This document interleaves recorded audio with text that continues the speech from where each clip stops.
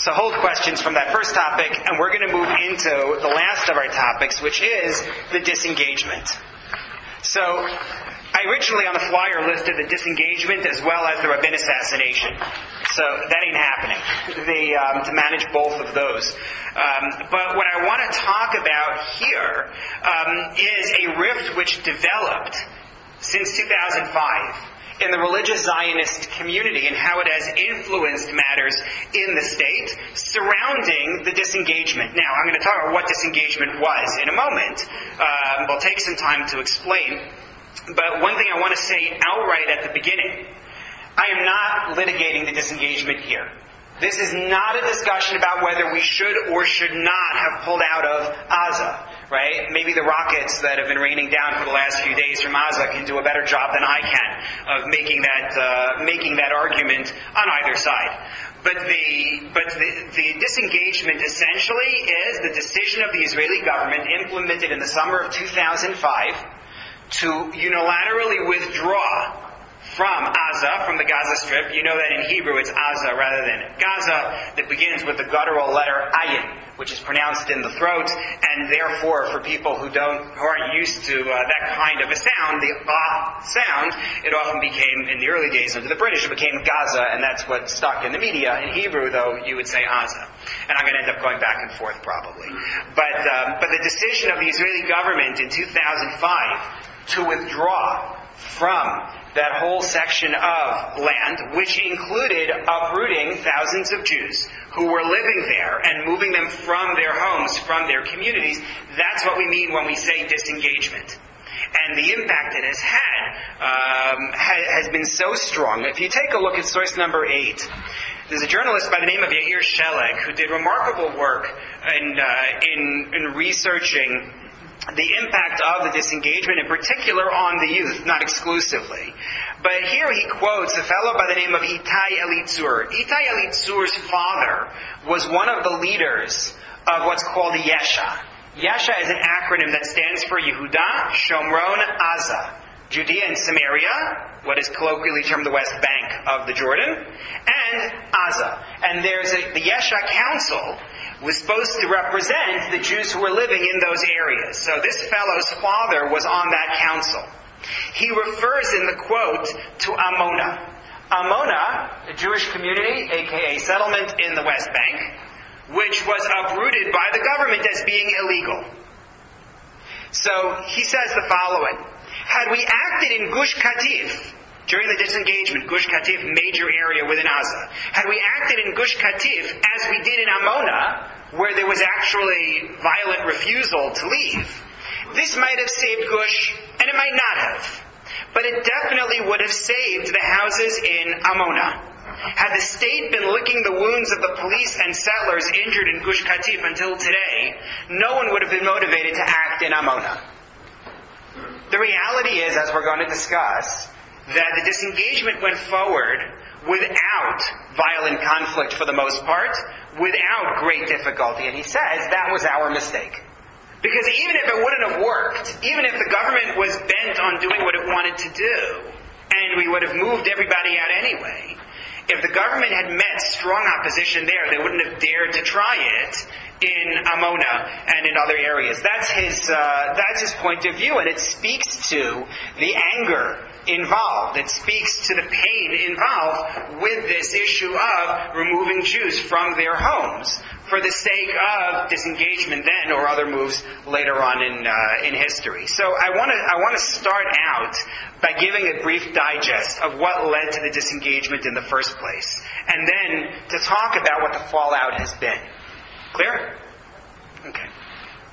So first of all, Gaza was part of the Ottoman Empire before World War I. You're talking about an area, if you visualize the map, in the southwest of Israel where the Mediterranean curves, right, hugging the coast there. That's the area which biblically is, for the most part, controlled by the Philistines, the Plishtim, not to be confused with Palestinians. They're very different people with different DNA.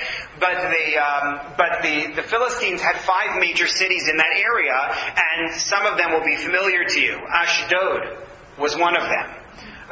Ashkelon was another one of them. Gat Another one, Ekron, and then the last one was Gaza itself, for which the region is named. So that's the area we're talking about. And again, pre-World War I, it's part of the Ottoman Empire. The Ottomans collapse as part of World War I, and then it's taken over by the British Mandate. When the Mandate is dissolved, there's actually an attempt by the Arab League to create a special country in that place. But ultimately it's controlled by Egypt. Egypt does not annex it, but Egypt takes control of the area, and then in the Six-Day War in 1967, Israel gains control of Gaza. Now, in the 1970s, Ariel Sharon is Minister of Agriculture in Menachem Begin's government. And he supports a movement called Gush Emunim, which is very important in this whole discussion. Anyone here ever hear of Gush Emunim? Yeah. Okay, so some people are familiar with Gush Emunim. Gush Emunim is a religious approach to settlement, meaning the idea of settling this land, both the Gaza Strip and the West Bank, of moving Jewish communities in there, had many different motivations.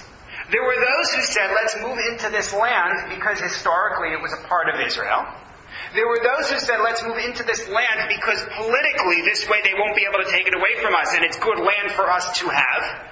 There were all sorts of strategic motivations. The Gush Emunim approach was to say, this is the land that God gave to us.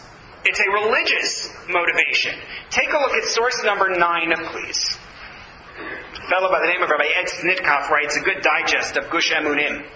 He says, the national trauma following the 1973 Yom Kippur War equaled the ecstasy that followed the Six-Day War. At this time, the members of the young religious faction left their burned-out tanks and bunkers with renewed determination that the secular strategic settlement plan was not to be dependent on any longer. The people who had suffered and nearly lost everything in 1973 said, you know what? This whole secular movement to settle is insufficient.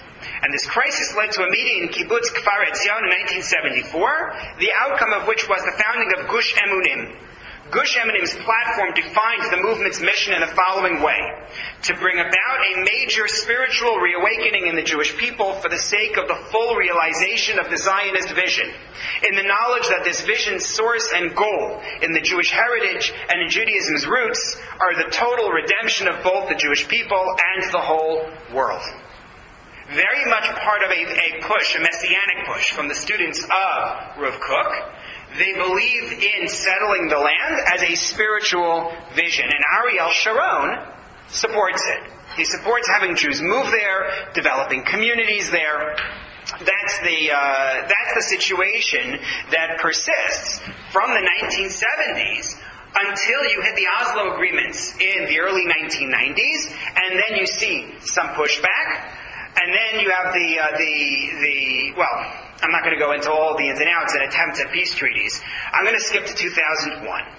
Israel's system of government is party-based, meaning that when you vote for the Knesset, it's like here, right? You vote for the Knesset, you vote for the party, and the leader of the party, top of the list, is going to be the one who's going to put together a government, usually a coalition, always a coalition with other parties, and become prime minister. That was generally the way it worked. However, in 2001, it was not.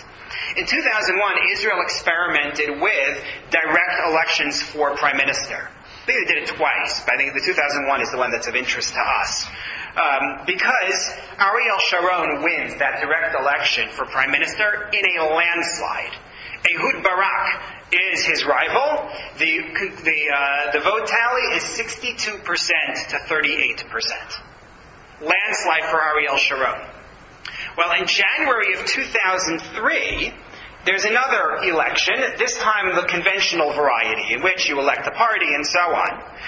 And during the campaign, the leader of the Labour Party, which is a left-wing party, a fellow by the name of Amram Mitznah, says as part of his platform, we are going to pull out from Gaza. He says, it's impossible for us to defend it. You have to deploy your soldiers to defend small enclaves of Jews living among many, many more Arabs. Right? The census in the Gaza Strip as of 2010 was 1.6 million Palestinian Arabs living there. That's 2010. It's shortly after the 2005 census, of course, largely claiming that they descend from people displaced in 1948. But that's a huge number of people compared to thousands of Jews who are living there. So he says, you can't defend it. It's, from a PR perspective, a nightmare for us to have to worry about running it. They're not interested in really helping us move forward, but maybe this will jumpstart something that if they have their own place, they can develop it, they can build it, and maybe terrorism comes to a halt. That's the vision that Mitzna sells the nation. Sharon, for his part, says absolutely not. No way. Take a look at source number 10 from an article that appeared in the Haaretz newspaper in 2002. Prime Minister Ariel Sharon repeated today, for the third time, that he will not evacuate isolated settlements. In a meeting of the Knesset's Committees for Foreign Affairs and Security, Sharon said, quote, and this is a famous quote of his, the status of Nitzarim, one of the communities in Gaza, is like the status of the Negev and Tel Aviv. It's all part of Israel. We're not evacuating anybody. That's Sharon's stance. His party, the Likud, wins. They get 29% of the vote. The next runner-up is Labor with 14% of the vote. So Sharon builds a coalition, and he gets a second term. That election, again, is January 2003. December of 2003, Ariel Sharon addresses the 4th Herzliya Conference. The annual conference that goes on in Herzliya is often a place where major policy statements are made. So he gets up 11 months after being elected and says the following. Take a look at source number 11. Like all Israeli citizens, I yearn for peace. I attach supreme importance to taking all steps which will enable progress toward resolution of the conflict with the Palestinians. However, in light of the other challenges we are faced with, if the Palestinians do not make a similar effort toward a solution of the conflict, I do not intend to wait for them indefinitely. The purpose of the disengagement plan is to reduce terror as much as possible and grant Israeli citizens the maximum level of security. The process of disengagement will lead to an improvement in the quality of life and will help strengthen the Israeli economy. The disengagement plan is meant to grant maximum security and minimize friction between Israelis and Palestinians. Suddenly, Sharon has a disengagement plan. And he goes forth promoting this throughout 2004. He presents his reasons for the disengagement, the ones that you saw here already. The plan goes before the UN. The Israeli public opinion polls indicate that what they want is a general referendum. They want a national vote on it. Sharon refuses to put it to a national vote.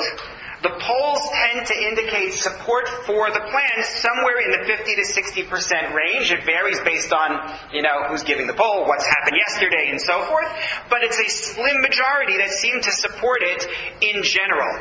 Within Sharon's own party, the Likud, 60% oppose the disengagement plan.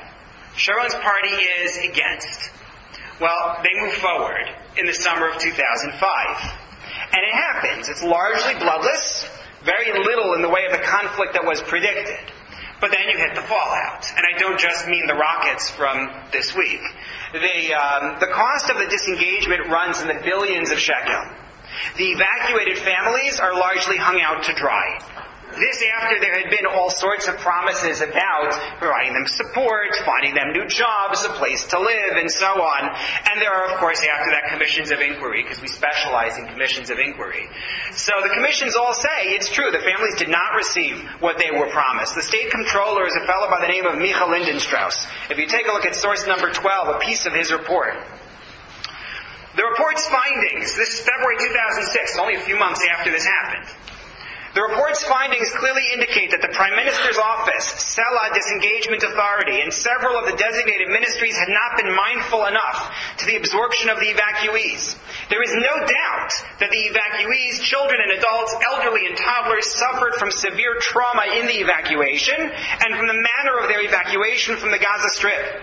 The evacuees paid a heavy personal price due to the evacuation. The improvement of the situation of the evacuees and their living conditions today is a duty imposed on the state and its institutions, a duty of great importance. Not even a single evacuee should stay without the attention of the competent authorities or their complete assistance. All roads lead in these reports to the state and its institutions and must overcome all budget obstacles, give utmost priority to resettlement and rehabilitation of the evacuees. Any delay in this regard is a clear expression of continued failure. Evacuees are eligible for immediate assistance. The sooner, the better. So writes the state comptroller. And he writes more. I only brought you an excerpt that's available online. The reality is that the people who are evacuated are in many ways left to suffer. I believe the number today is that 14% of them are still unemployed. If you're familiar with the work of Rabbi Yosef Tzvi Rimo, he created an organization geared towards just finding them jobs. That was his effort, and for years worked at trying to do that, where the government dropped the ball. Relations with the Palestinians, unfortunately, do not improve, right? We know the story. Hamas gets elected to run the Gaza Strip in January of 2006. And since then, we've had periodic missile attacks, 4 operations in Gaza, and so forth. Now, you could argue, and you would be right, that hindsight is 20/20, that there was no way to know in 2004 what the results would be of a disengagement. You could make that argument, and many people do. You could also make the argument that things would have been worse if we stayed. You could make that argument. That's why I don't want to litigate the question of whether it was a good idea or not. But I do want to show you 2 important quotes. Number 13. IDF Chief of Staff Moshe Ya'alon made the following statement, and this is an excerpt of his statement made a year after disengagement. He says, "There is no doubt that the disengagement failed. This failure was anticipated. It did not arise from deep strategic analysis. It, meaning disengagement, did not arise from deep strategic analysis, but from a political and personal crisis of the Prime Minister, Ariel Sharon. He was dealing with his own political problems at the time that he agreed to this, and the argument goes that he agreed to do this as a way of taking heat off of himself for some business deals he had been involved with. In great measure, disengagement was media spin, and those who planned and executed it were not people with background in strategy, security, policy, or history. They were image advisors, spinologim. That's his word. I didn't want to translate that. Spinologim. You've learned a new Hebrew word for today. But he was the chief of staff. He was the chief of staff of the army. And he's telling you this wasn't a military decision. And the truth is, the IDF got used, we'll see a quote later on, the IDF was used largely as a manpower agency. Meaning, your mission when you sign up is to defend the state of Israel against people from the outside, not to move Jews out of their homes. By rights, if there's a law that says Jews may not live there, it should be enforced by the police. But the police aren't large enough and don't have the training and the equipment and so on. So they turn to the military. But the IDF Chief of Staff says, this wasn't our idea.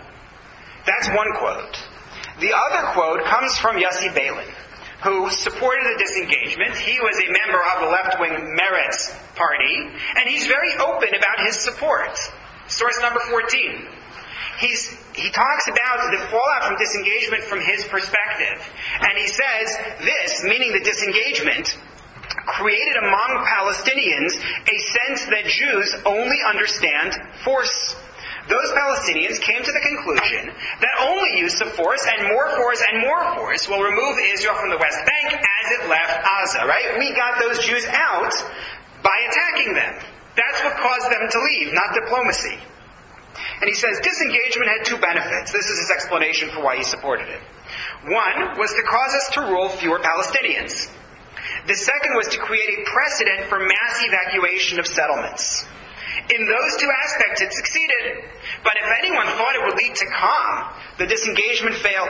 It was the dumbest way to leave Gaza. Hachim etupash is his Hebrew. It was the dumbest way to leave Gaza. And he supported it. He was behind the idea. So when you get a situation like this, you're guaranteed that you're going to have fallout. You can't get away with doing this. Again, whether it was the right move or the wrong move isn't my point. But number one, your prime minister ran on a platform of Nitzarim is like Tel Aviv and like Negba and was a supporter for decades of the settlement movement. You know they're going to feel betrayed because they were betrayed. Right? I mean, this isn't the question. It's a matter of history. And then when reports come out that number one, the people who were moved were abandoned, and number two, the people who supported it say, we always knew this wasn't going to deliver on the promises that Ariel Sharon made. Oh boy, like what do you think now is going to be the public reaction? It's predictable. And so what we're going to talk about is what the fallout was, where things went from this point. So I want to just concentrate on a few points about this. And again, I apologize for the monologue. I'm dealing with the schedule as it is. First of all, within society, there's a major lack of trust in the government's opinion and its promises. Now, you could say that's always the case. Whoever trusts the government and its promises. But now when you have something to point to, where they made promises and they didn't keep them, that really pushes it, and particularly within the religious Zionist camp, which, remember, had embraced the state of Israel like, I would almost say, no other group. Right? They viewed the state of Israel as a realization of a messianic vision. They viewed this as a gift from God. Take a look at source number 15. Rabbi Zalman Melamed was asked the question, will you still thank God and say Hallel on Yom HaAtzmaut, on Israel Independence Day? And he says, we absolutely will. But however, he says, we criticize the government's steps and are very angry at them. It is hard to go about one's routine. On some level, we are also angry at the branches of the army and police who did this act of evicting Jews from Gush Katif, this evil crime. A leader within the community is saying this. His voice matters. Rabbi Yaakov Meidan, another key voice in number 16, he says, in the past, with all the fights, I thought we had something to learn from the secular elites. Now that I've seen the secular elites stab me in the back and turn their backs on their own values, democracy, human rights, I have nothing else to learn from them.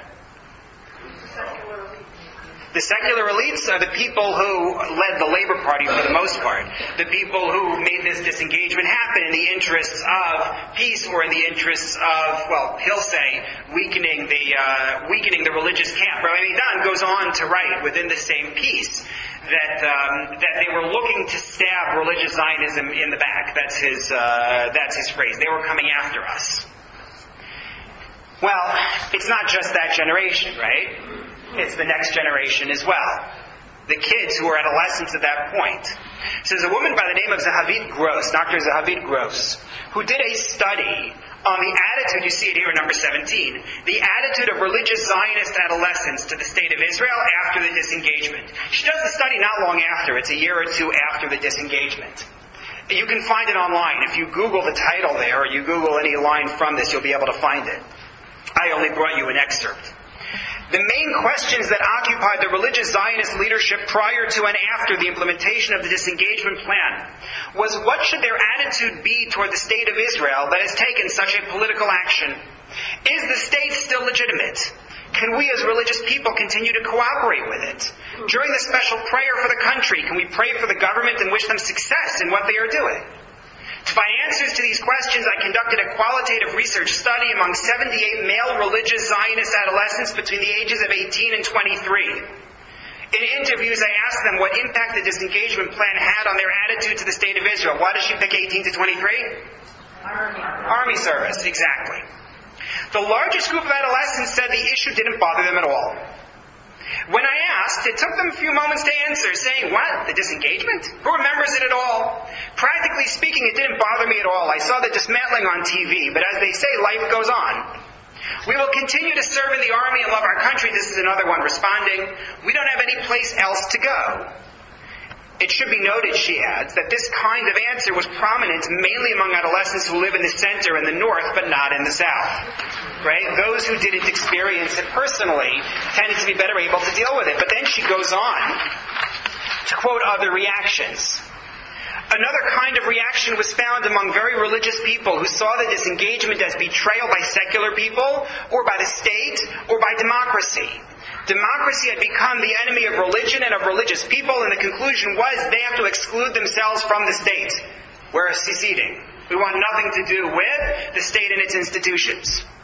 Some of the adolescents believed that the religious community needed to take over the country, and not necessarily in a democratic fashion. She's actually overstating, I have to say. She's overstating here, meaning when you read the paper itself, they don't speak about violent revolt, which is what she makes it sound like. What they do talk about is simply an increase in the numbers of religious Zionists in various government institutions will lead to a takeover. You can see some of it in the piece I quoted. It is only a matter of time until we will run the state. The banishment, as they call it, has taught us that we must take over the army, the Supreme Court. Our graduates have to take the lead everywhere. That's what they're talking about. And that's why you see not only a statement of pride, but a statement of power in the fact that officers in the IDF are now, if not majority, very close to majority, religious Zionists. Even though as a percentage of the country it doesn't make sense, that's the reality, is that you're seeing this growth. I don't have particular numbers. It's just something that you see quoted in the media all the time, and I've absorbed it from the media. So take what I say with a grain of salt. But that's the impression, certainly, is that the religious Zionist community is taking the lead in institutions, and that will ultimately sway policy. Other adolescents, now you go to the other extreme. Other adolescents expressed the belief that the religious community had itself disengaged from Israeli society. We've made a mistake by building our own communities. They felt the religious should, quote, settle in the hearts of the general population in order to change the situation for the good of the state. The disengagement is proof that we are still not part of Israeli society. We haven't settled in the hearts of Am Yisrael, the people of Israel. It is a holy compromise. In other words, we need to win hearts and minds. We need to be part of the nation. And then the last view says, well, this must be what God wants, and it's part of a plan. Some of the interviewees, though they opposed the deportation and viewed it as immoral, actively participated in it. They walk a thin line. Democracy and the law are top priorities. They sing Hatikva, raise the flag, obey the law, and view army service as a supreme value, yet are critical of them. They live in permanent cognitive dissonance. The evacuation was a real tragedy, but it was the government's decision. As religious people, we have to believe that we don't know all the explanations. Perhaps there was real danger, it was really pikuach nefesh, critical to saving life. Who knows? So you have different groups, and you have some, a large part, she says it's the largest group, that is willing to say, move on. And then you have all these other groups that are struggling to deal with it. Now again, this survey is taken a year or two out. I don't know what happens if you take the same survey now, right, 13 years after disengagement as opposed to a year or two after, what the next generation knows and what the next generation thinks. But what you see here is that there is real fallout in terms of lack of trust in the government and in society. That's one. A second element of fallout, the changing role of the rabbi in the IDF.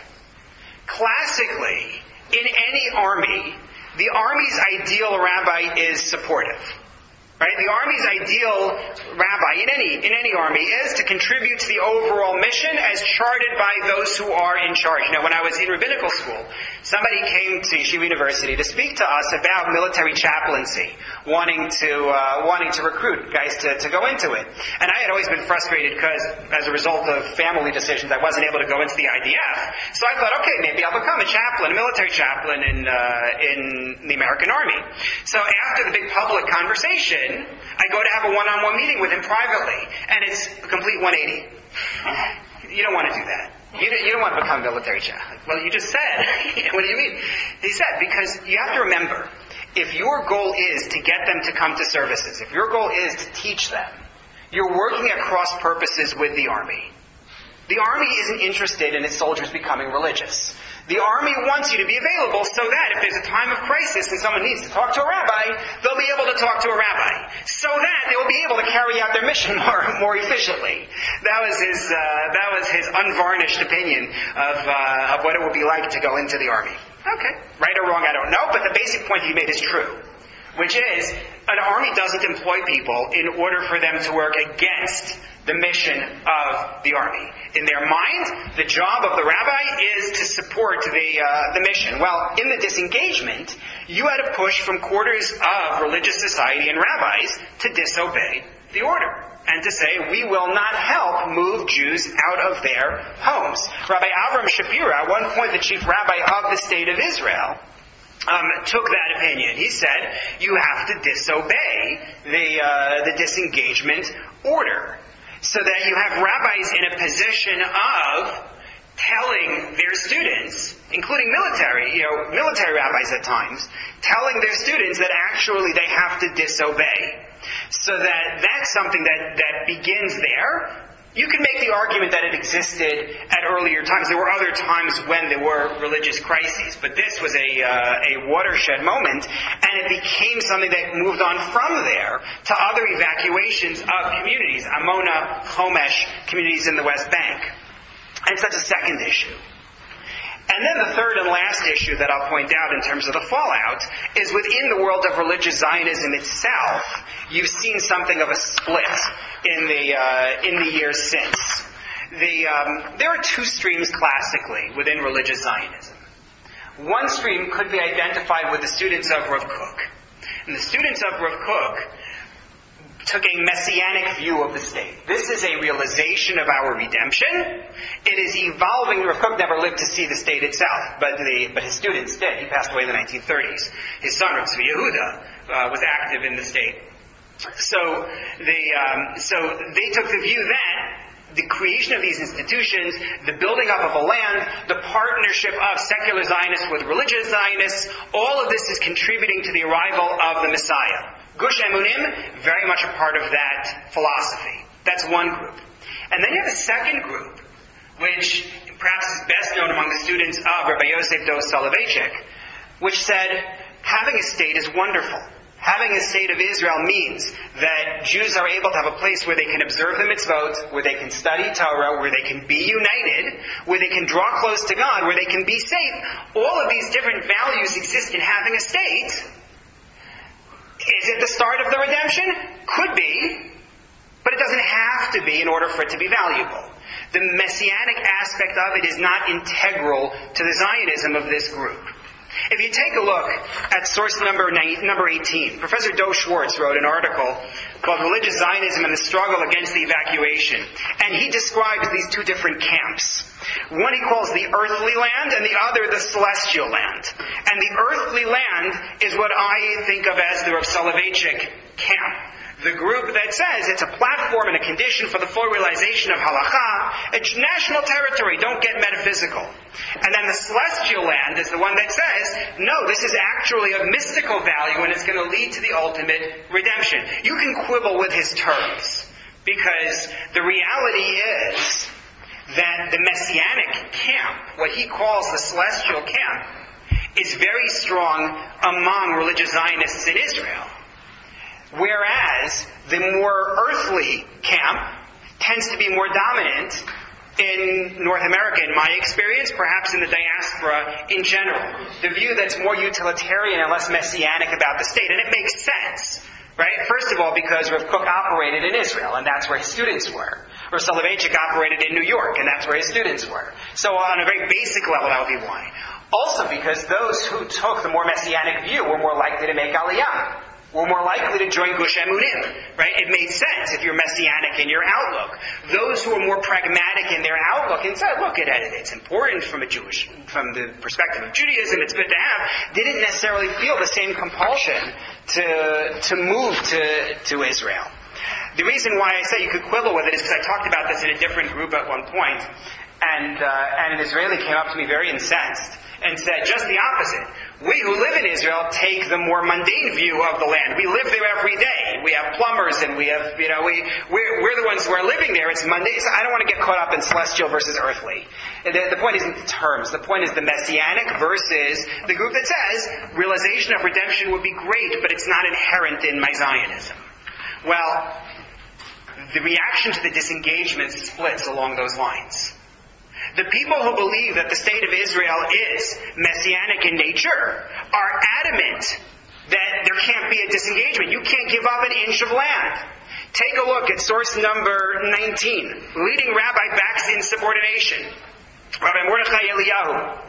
He says, the article is quoting him, we have to clarify that we are not talking about disengagement, but rather about withdrawal, Eliyahu said, and expressed his confidence that the plan would not materialize. I say time and again, it won't happen, he said. And that was his insistence.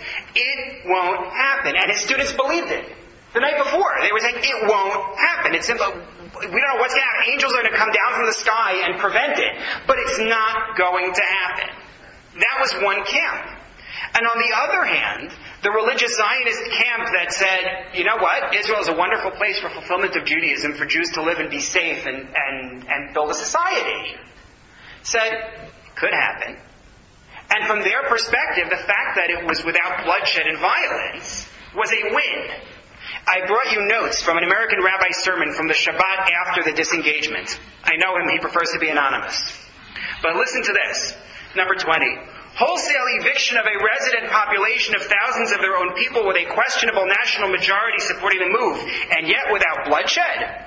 Sure, there were some cases of violence, but on such a small scale as to be negligible.